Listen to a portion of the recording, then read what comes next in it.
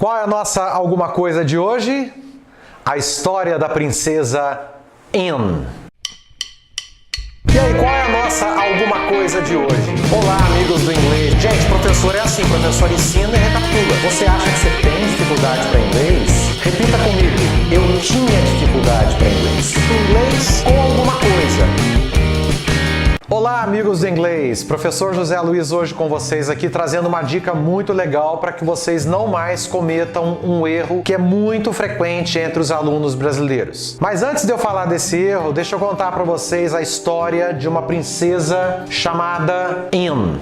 Era uma vez um reino distante onde havia essa princesa chamada Anne, muito romântica, queria se casar e até que um belo dia ela conheceu um cara que na verdade não era muito querido pelos membros do reino.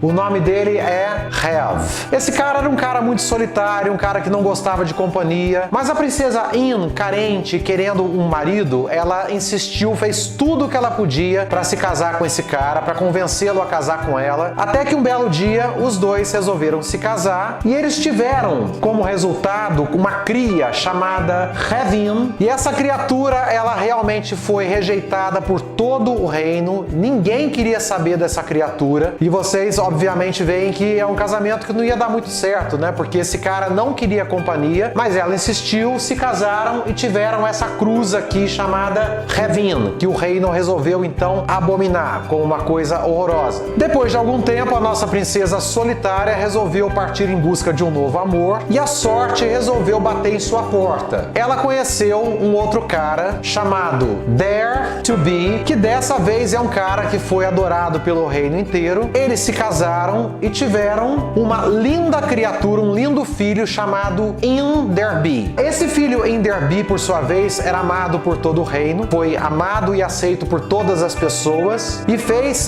transformar uma história que era triste num final feliz. Então nós tivemos Have como a criatura abominada, Enderby como a criatura amada e o nosso amigo Have do começo lá da história ficou sozinho como ele sempre quis. Entendeu, Gabi? Vem cá, me ajuda a recapitular a história então. Qual é a primeira criatura que nós tínhamos? O Have. O Have pode aparecer nas nossas sentenças? Não, ele é detestado. E o Enderby? O Enderby é querido por todos. E o Have, o nosso cavaleiro solitário, podemos ter ele na sentença? Pode aparecer, desde que ele fique longe da Anne, que ela tá casada de novo. Tá legal, muito obrigado então. Vamos lá, moçada, nós temos a criatura abominável. Qual é o nome dela? Have. Nós temos a criatura amada, que é o Enderby. E nós temos a criatura isolada, que pode acontecer na sentença, mas desde que ele não se junte à princesa Anne. E o nome dele é Have. Portanto, gente, vamos pra ação então.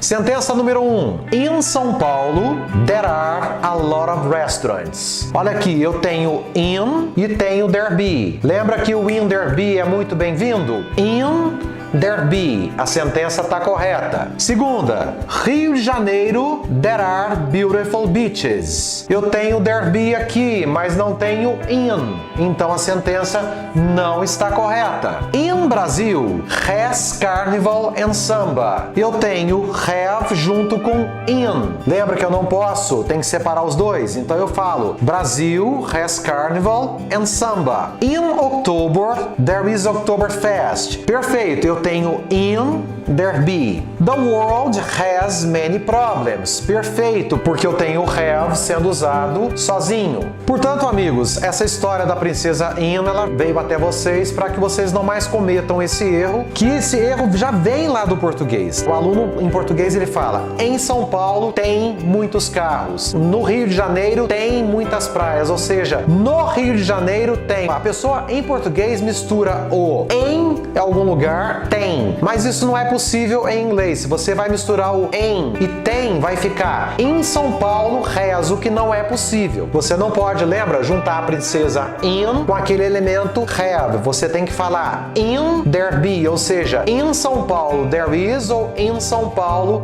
there are. Por outro lado, se você quiser usar o verbo have, você tem que usá-lo sem o in. Então você tem que dizer São Paulo has, Rio de Janeiro has. Ficou claro para você? Espero ter te ajudado a que você não mais cometa esse erro. Se você gostou desse vídeo, faz aí o trio para nós. Curte, compartilha e clica no sininho para mais notificações. Um grande abraço, te vejo no próximo vídeo.